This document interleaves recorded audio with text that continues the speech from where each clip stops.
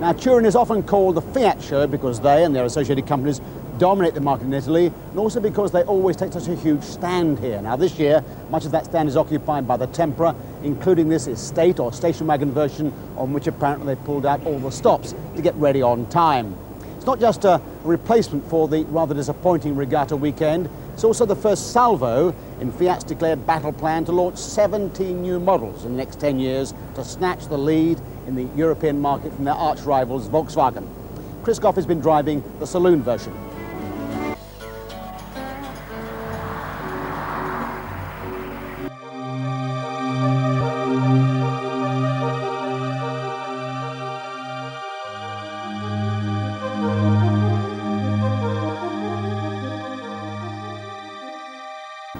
Fiat's new Tempra represents a bold attempt by the company to move what is essentially a teapot-sized car with a boot into the upper medium sector, where it'll be up against cars like the Sierra and Cavalier in the UK. Now, looking at the car, you might have thought it was more of a competitor for other booted versions of smaller hatchbacks like Ford's Orion and Volkswagen's Jetta. But Fiat maintain that moving up a class is justified by the quality and refinement they've built into it. Fiat say they've gone to great lengths to try and eliminate any shakes or rattles in the inside of the Tempra. It comes with two levels of trim. This is the SX version, and with it you get a rather garish electronic digital dashboard. Personally, I prefer the simple analog instruments of the base version. But you do get quite a sophisticated heating and ventilation system with optional automatic electronic temperature control. It's nicely trimmed inside. You get a folding armrest that's very comfortable, except you can't get the handbrake on very easily when it's down. But apart from that, plenty of elbow room, lots of leg room, and plenty of headroom too. Certainly competes well with the Cavalier Sierra class. The boot lid opens quite wide, but the lock looks rather hazardous to an unguarded forehead. Plenty of space in the boot for 3 suitcases. We put a couple of bags in as well, but you'd have to unload everything to get at the spare wheel, which lives under the boot floor.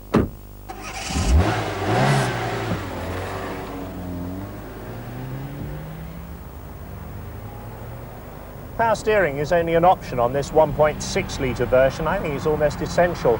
Power steering itself is a very nice system. It's nicely weighted, it's not too heavy, it gives you a very good feel of the road, and it also enables you to place the car very precisely and to exploit the excellent road holding. It's something that presumably you would buy this Fiat for over a Sierra or a Cavalier. It's well balanced, it doesn't understeer or oversteer, and if you had to escape from an emergency situation at speed, the car would stay very much on your side. It's fun to drive, but ultimately very safe. You can get into quite a comfortable driving position in the Tempra. The seats are supportive round the bends, and the steering wheel's at the right angle for me. You can adjust it up and down. Italians have concentrated all the minor controls on 2 stalks on either side of the wheel. Once you get used to it, it's a very convenient way of grouping them. There are 1.4, 1.6 and 1.8 injection engines available. This is the 1.6. It's got quite nice mid-range punch, but it's hardly the Italian brio that we used to get with their old twin-cam engines a few years ago, where you just let it scream its head off to get the ultimate in performance and hang low-down torque and flexibility. You can see why the Italians have done it, of course. They've got to appeal to a much bigger European market, but in doing that, you sometimes think they may have lost a little bit of their flair and character.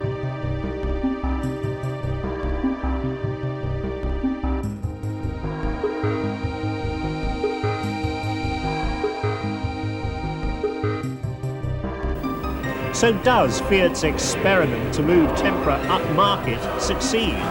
Certainly it's quiet, refined and quite enjoyable, but it's against stiff opposition in a fiercely competitive market sector. It certainly won't be an easy task to make it a winner.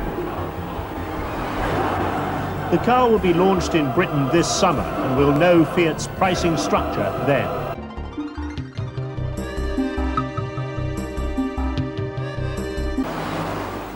So to sum up, the Tempra scores well on its refinement and handling.